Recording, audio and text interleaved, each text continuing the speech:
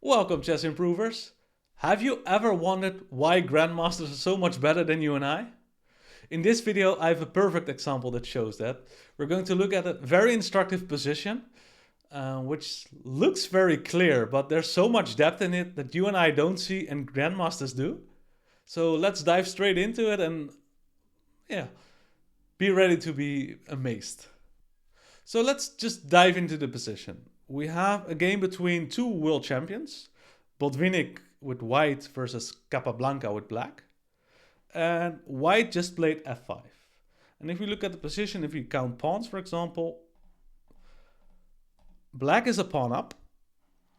Although black has a bit of a problem knight, it doesn't have a bright future. But black is a pawn up and white has a bit of a problem bishop. So with this logic in mind, with common chess knowledge, if you're ahead, trade as much material as possible. Black decides to trade material and offers a trade with rook e8. And this is the starting position of what I want to show you, because this is very, very instructive. Of course, black wants to exchange rooks. If white declines, he has to give up the e file, which is not good. And there's only one move for white that wins. And I'm gonna give you a couple of seconds, even pause the video if you want. Try to see if you can find the only winning idea in this position for white. Well, I'll have some water.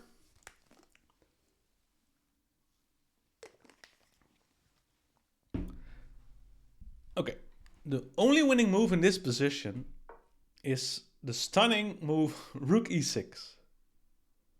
And you might wonder, okay, but black can still trade off rooks.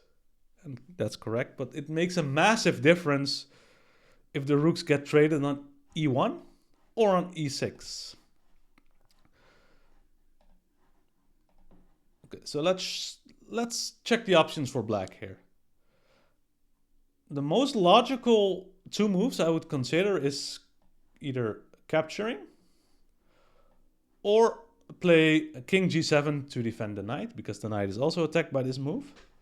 So let's start with the most natural rook takes. The problem here is that we take with white on f6. And if you defend, because by taking we also attack the knight. So if black plays king g7 to defend the knight, we play queen f4. If you go back, this is how the game went.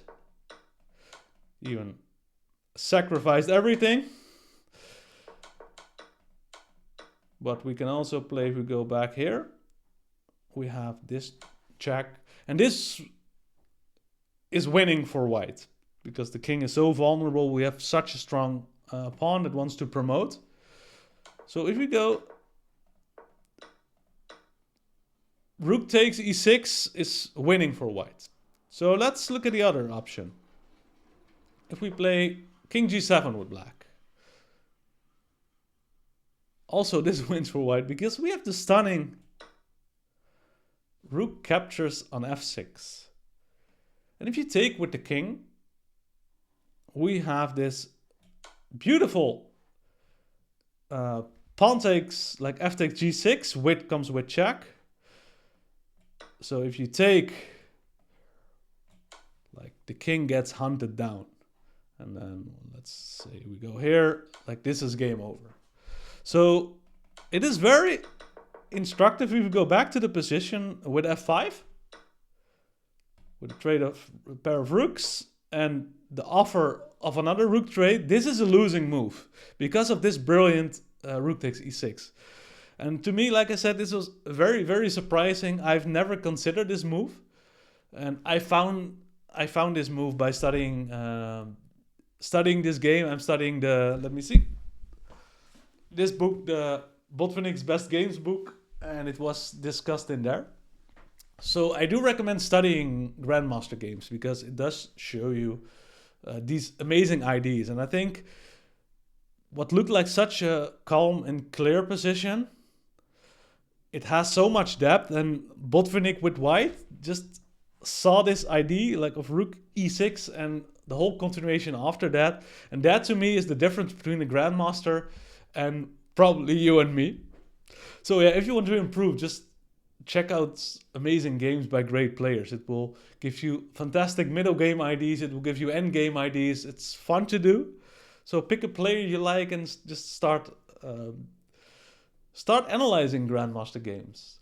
And if you find studying Grandmaster games difficult, I have a video which you can click on the screen.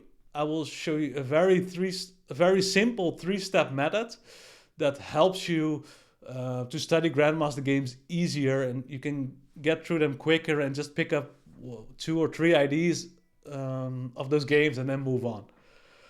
So that's it for this video.